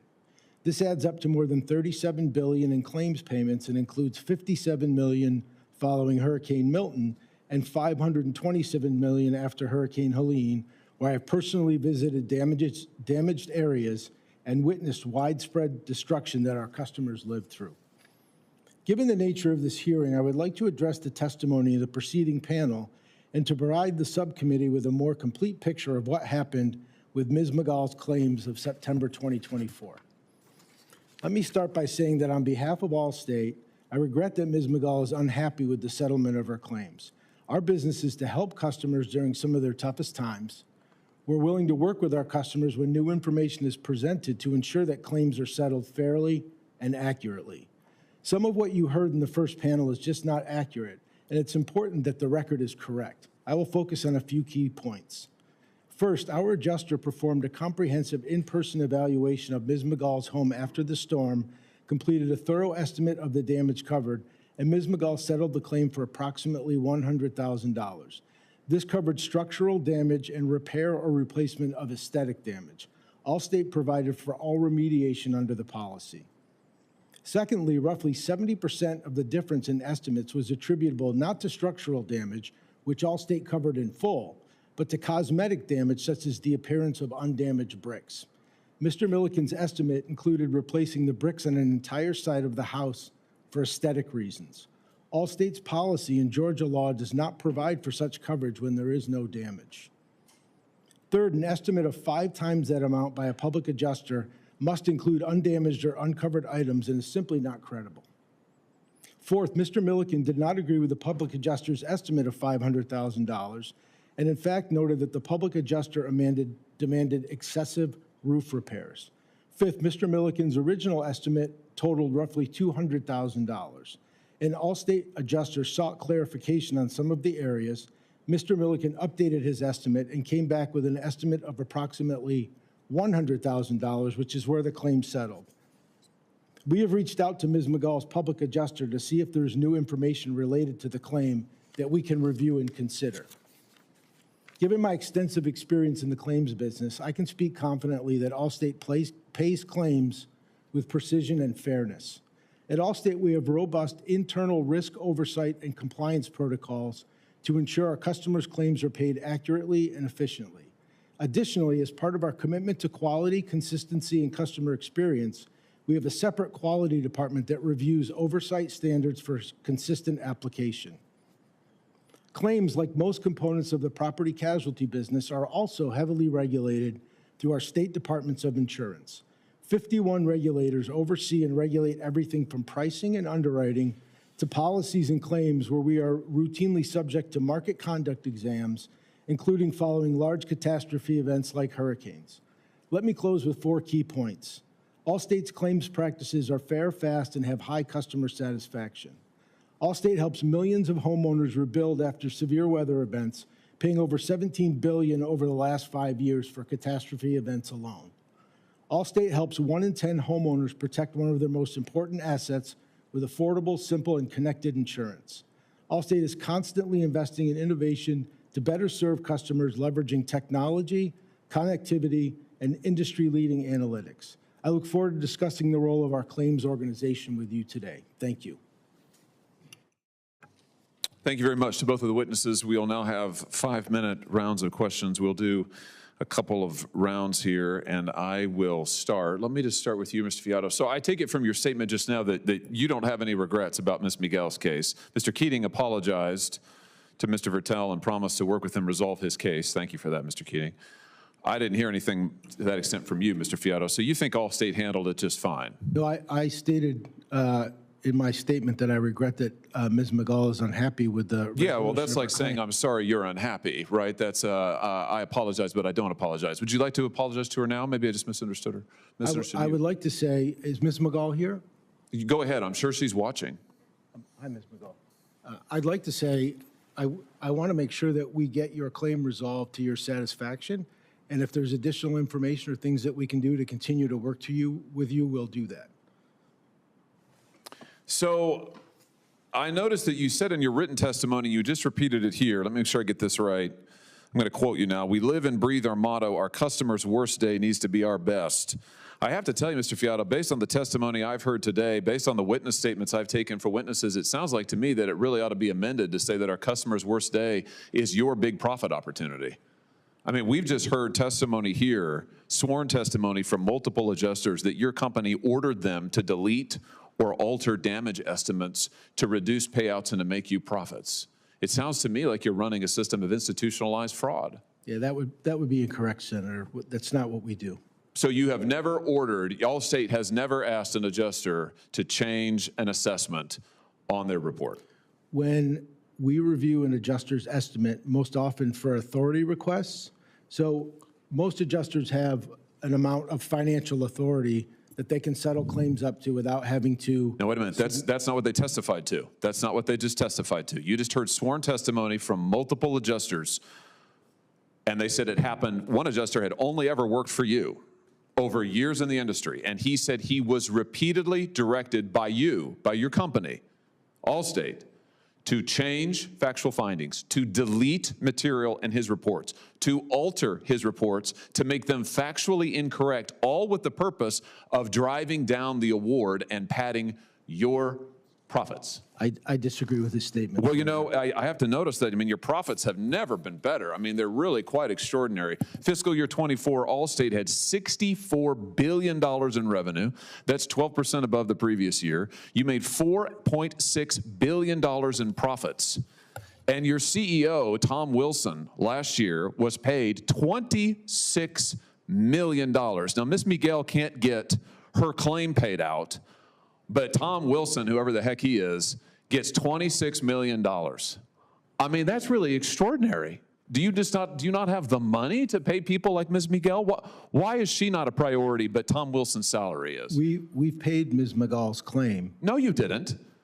You have given her a paltry sum, your own adjusters. You said in your testimony just a second ago, you sent out an adjuster. In fact, you sent out 3. And 2 of those adjusters testified just now under oath that your company ordered them to alter their reports against their will, contrary to their advice, and in fact to render them factually inaccurate. That's extraordinary. I disagree with their statement. You disagree that's what they said? I disagree that that's our process. So they're lying. That's what you're saying. I can tell you that, for example, Mr. Schroeder wrote 15 estimates for us. None of those were reviewed by Allstate. Listen to another piece of testimony from another witness. This is a whistleblower report that has come into us. This person says, I've dedicated my entire adult life to the claims adjusting world in numerous roles. I worked for Pilot and Allstate for 12 years as an independent adjuster. I work claims all over the country regularly throughout the years, and I have watched the progression and controlling nature of claims worsen progressively. Allstate created an internal review team with the sole purpose of making sure claims were paid as low as possible. Allstate reviewers instructed adjusters to alter and delete factual findings in their estimates to drive down the cost of the claim. The alterations and deletions were often factually wrong. During Hurricane Isaac in 2012, an email was sent out that no adjuster could buy a roof no matter the damage present. This looks like a pattern. This is someone who's not even involved in this case in Hurricane Helene. We've heard from person after person. All this testimony is on the record. It sounds to me like your company is running a racket, and you're making more than you ever have. Those are not our processes, Senator. But multiple people have testified that they are. In fact, this really all goes back to a strategy that your company pioneered with the McKinsey company back in the 90s. Isn't that right? Let's just take a look here at what McKinsey advised Allstate as early as the 1990s. You went to McKinsey and asked them, how can we get rich? And McKinsey gave you this advice. Sit and wait. They said, delay, delay, delay. It's a zero-sum economic game. There can only be one winner, and the winner's going to be Allstate. It's not going to be the policyholders. And then good hands or boxing gloves. McKinsey suggests Allstate make a low offer on a claim, like you did to Miss Miguel. And then, if the policy owner has the temerity to protest, you go after him hard, just like you did to her. Her home hasn't had one lick of work done on it, not one lick. And yet you sit here today and say you're sorry she feels badly about it. I mean, this is really your strategy, is it not? And it's made your company just filthy rich. That report is over 25 years old. And you've implemented it to the T in those 25 years. We've had multiple departments of insurance indicate that this is not an issue or we're doing anything untowards. What do you mean it's not an issue? You're saying that you don't follow McKinsey's advice? That's not the way we handle claims. You've never done it this way? You didn't go and seek their advice? I've been at Allstate for about a year and a half. I can't speak to what happened 25 years ago. Oh, I see. This all predates you. You don't know anything about it. I don't know anything about the McKinsey report. No, of course. Right. Deny, delay, right?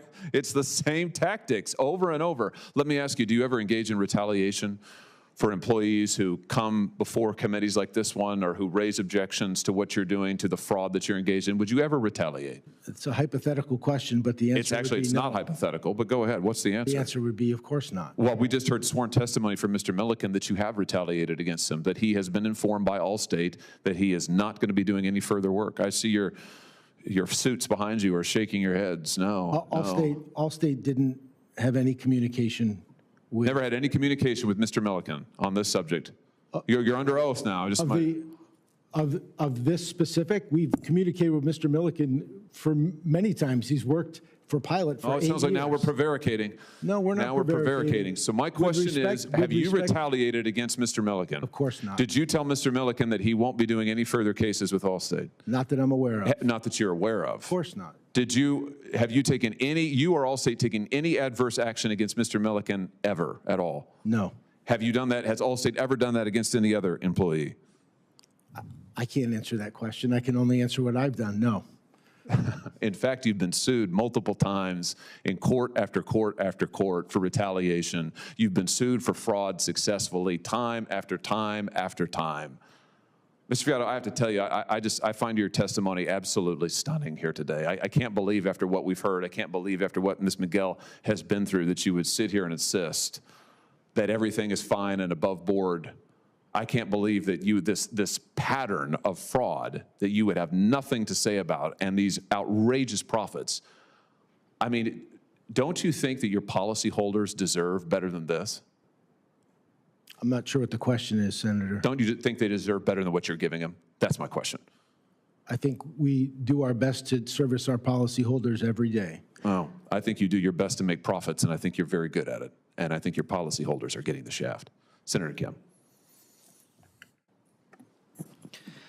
In the previous panel, we continue to hear from adjusters talking about how they send forward their numbers, and it goes to the insurance company, and then they're being told to change it.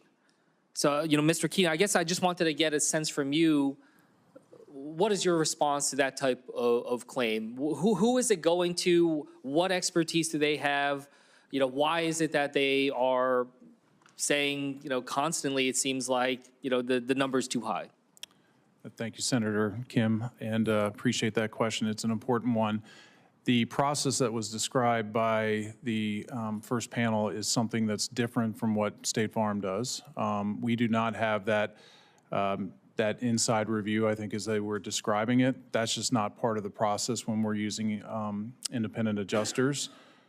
We provide them with authority, and they go out, inspect losses, all in an effort to pay what we owe in accordance with the policy that the customer has. And so that review from a in-office perspective, that's not part of our process. So you're saying from your company's standpoint, there isn't that practice that was talked about in terms of saying, change this part of the estimate, or that's too high, or that's not the right material?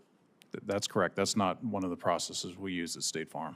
Mr. Fiato, can you explain the process on yours? And would you mind pulling the mic up closer? Sure. Could you repeat the question for me? Yeah, so I guess I'm just trying to get a sense. In the previous panel, we hear them talk about, the adjusters talking about how they come up with their number, they send it forward to the insurance company, and then they're being told, that's too high. Or they're being said, oh, maybe this part it needs to be changed, or this needs to be changed. And they were saying that it seems like a constant effort to try to bring the number down in terms of what the policyholders are owed. Most often when a... Sorry, can you pull it up close to you? Yeah, there you go. Most often when we review an adjuster's work, it's for authority purposes. So most adjusters have a set level of financial authority in which they can resolve a claim without having to have anybody else look at that work. And that could be dependent upon whether or not they're tenured, how many estimates they may have written for us, a bunch of things that would qualify them for different levels of authority. When they submit a claim to us for review, it goes to a senior technical reviewer who's going to look at a number of things. They're going to look at the documentation that was presented to support the decisions that the adjuster made. It's also going to be a technical review of, did you estimate according to the standards that we set forth? And what expertise do these senior technical reviewers have? Just what I said, they're senior technical adjusters. They're very tenured adjusters, probably for the most part have written a lot of highly complex losses. Home differs from auto in this respect, Senator. If you write an auto estimate and you go into, we use a software to do that, it's going to give you every part. It's going to be, the part's going to have a number, it's going to have a price, it's going to have the number of hours it takes to put that part on a car. When you write an estimate for a home. So I just want to make clear here. So you're saying you would disagree with what you heard, that there's a pattern of trying to bring that number down? Is that I would, yes. I guess I'm just trying to think through here, if there are these senior technical reviewers, why does it always seem like what's being reviewed brings the number down, not up? Are there circumstances in which you can think of? Are there reviews or data that you have that show that actually in some cases the senior technical reviewer will say that no, actually the amount for the claim should be higher, not lower? The data that I've seen would tell me that we reduce an estimate generally 27% of the time we review it, and 9% of the time we increase the estimate, and the rest of the time we do not change the estimate at all. Is there a practice in your company, Mr. Fiato, of removing adjusters just in general? When they're on a claim or on a particular case, are there reasons why an adjuster would be removed from that case? There are reasons why. Can you explain them? If you think about, let's use CAT as an example. If you think about the logistics of managing a catastrophe event, an event happens, we assign adjusters, and another event will happen a few days later, and then another event. And as that happens, logistically, we try to ensure that when somebody is getting close to finishing a deployment, which means working for a period of time on a CAT, that we want to move them to a new CAT and give them a new set of files. If they have 1 or 2 files remaining, we'll reassign them to somebody who is not as far along, so that we can ensure that we're being efficient and getting to as many customers as quickly as we can. But doesn't that just start the process over? It doesn't start the process over because we document our work, and people should be able to pick up where that adjuster's left off. Mr. Keating, is this a practice that your company uses in terms of removing adjusters?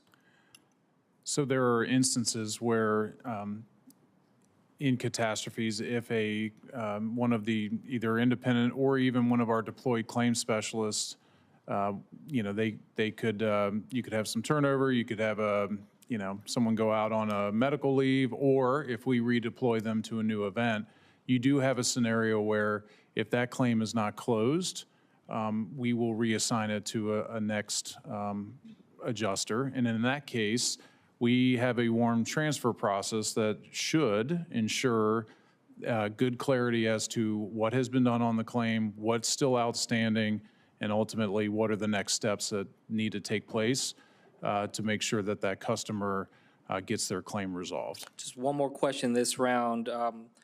Mr. Keating, is there a blacklist? Is there some list where, if there's an adjuster that you didn't like the previous work, that other sorts of complaints you might have that you'll say that person's not going to work for us anymore? So, Senator, we do have the ability to request the removal of an independent adjuster through that firm if they had customer experience issues or lack of technical capabilities, whatever it may be. We do have that ability, yes. Mr. Fiato? I don't have anything to add to that part of Similar type process is what you're saying? Same general process. Okay. With that, I'll yield back. Mr. Fiato, just to come back to you, if an Allstate supervisor, manager, employee directed an adjuster to delete or to alter or to falsify a report, that would be fraud, wouldn't it? Would you agree with that? I would. And your testimony is that that doesn't happen at Allstate, however.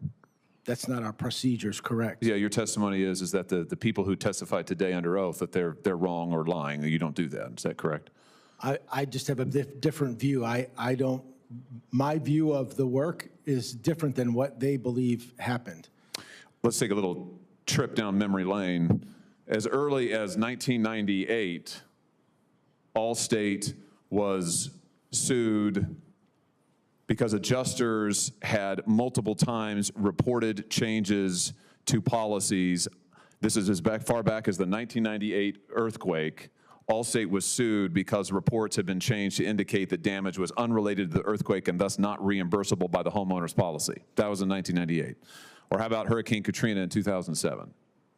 In 2007, a federal grand jury found that Allstate had altered adjustment and engineering reports to defraud homeowners and the federal government. Exact same thing that these gentlemen testified to here today.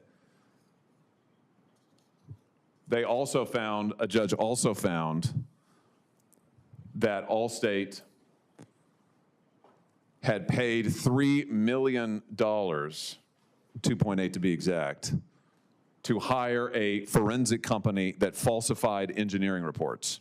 Exact same type of behavior that these gentlemen testified to today. Then there was Superstorm Sandy, where Allstate was accused of engaging in widespread falsifying of engineering reports to benefit insurers. I mean, it just goes on and on and on. what's amazing is it's exactly what these two gentlemen said is still happening in your company. Now, your testimony is that none of this ever happened? My testimony is that I wasn't involved with that. Yeah, but you're responsible for it now, and you're here before this Correct. committee. Correct. So this happened. You acknowledge that this has been a pattern in practice of your company since the 90s? It's not a pattern in practice today. What, you changed it? You're saying that you rooted this out at some point. That's not the way we handle claims. It has been the way you've handled claims historically. We've seen it from the 90s through the 2000s, and then we had today 2 additional witnesses here under oath, and we have multiple whistleblowers in written testimony who say it's exactly the same thing. You haven't changed a lick. We've got your word against everybody else's. Why should we believe you? Because I'm telling the truth, Senator. Right, right, just like you apologized to Miss Miguel, right? I mean, it's really extraordinary. You're asking us to look at all the evidence and don't believe our lying eyes, right? I mean, just ignore the fact that your company has over and over and over again been sanctioned, lost lawsuits, paid out multi-million-dollar verdicts, all for this exact same thing: falsifying reports, interfering with adjusters' reports, hiring firms to send in false estimates, all to pad your profits. And you're just sitting here saying it never happens. Don't believe it. It's an alternate reality, isn't it? I don't believe so, no. On what basis? What world do you live in? On the basis that I lead this organization every day. Right, which means you're responsible for it. Which is why I can't believe you wouldn't come in here and take responsibility for what your company is doing. I can't believe you wouldn't turn around and say to Ms. Miguel, we will make this right no matter what. And I can't believe you won't take responsibility for the fact that your company, as we've heard from sworn testimony, is continuing to engage in this behavior, and now is also engaging in retaliation. It's a pattern in practice if I've ever seen one, Ms. Fiato. It's unbelievable.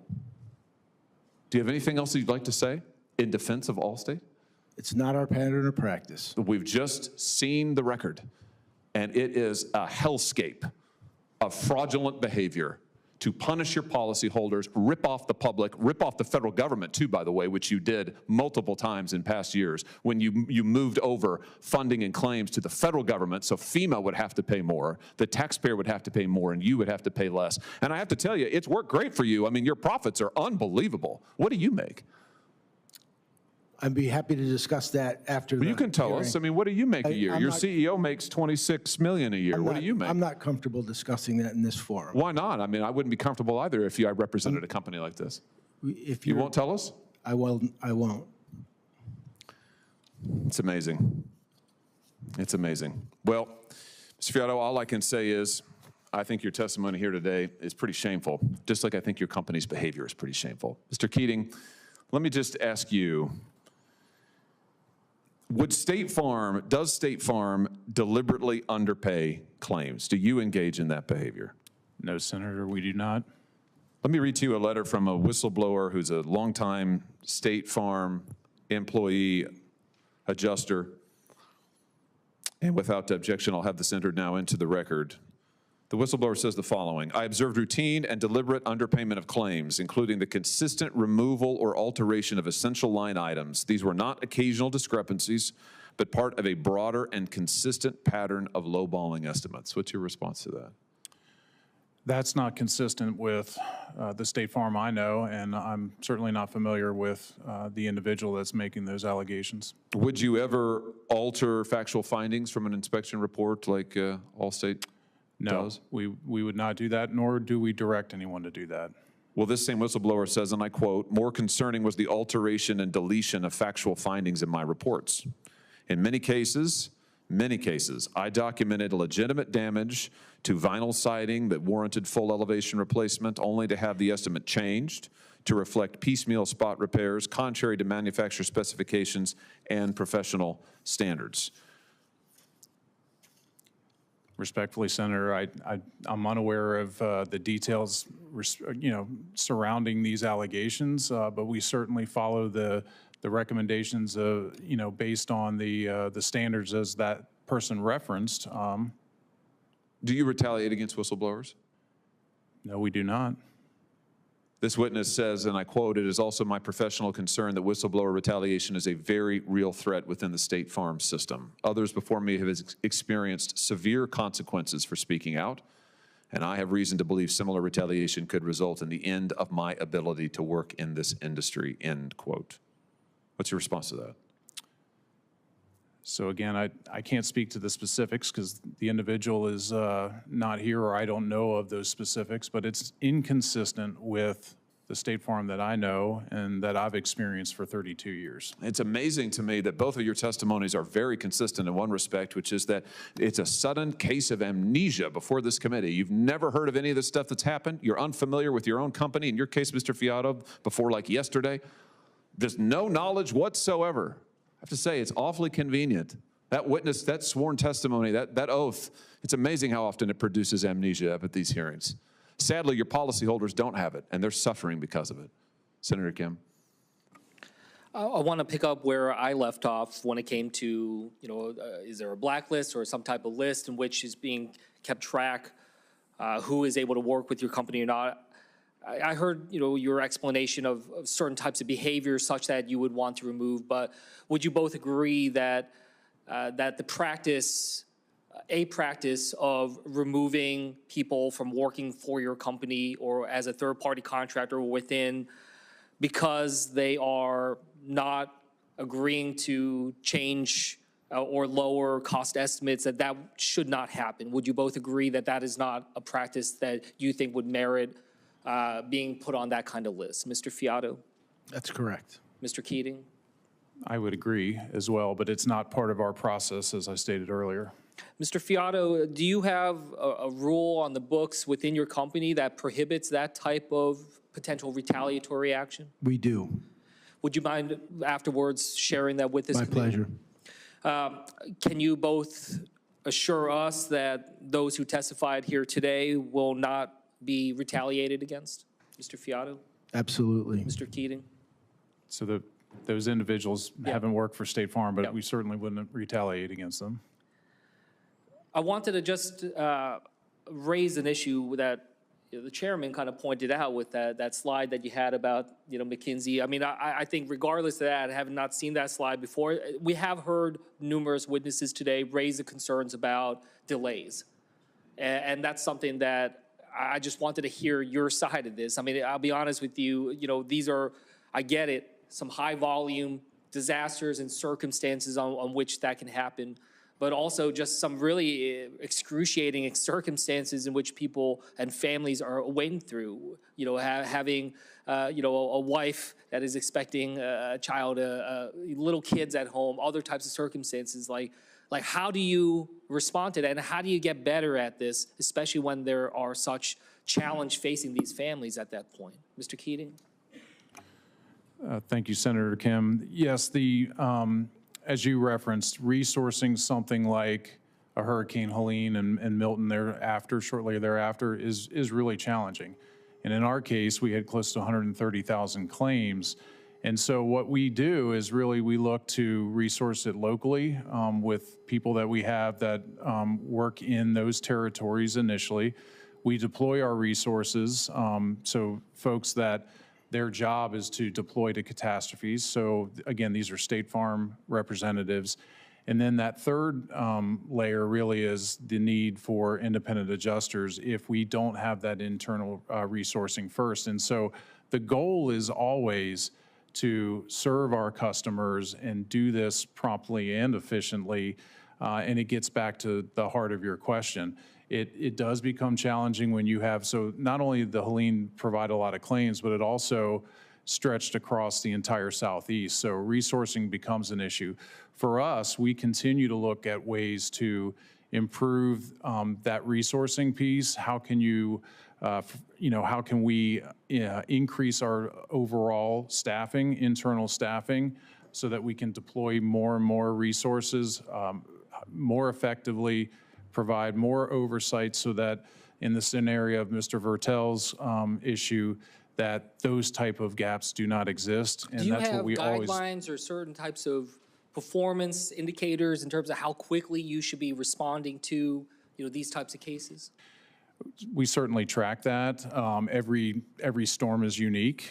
And, again, the Helene and Milton one being really unique from a standpoint of just the overall geography that it impacted, the volume of claims we had. And so we track the cycle times that we have with those claims. And what we're trying to do is certainly handle these claims promptly so the customers are not impacted the way that Mr.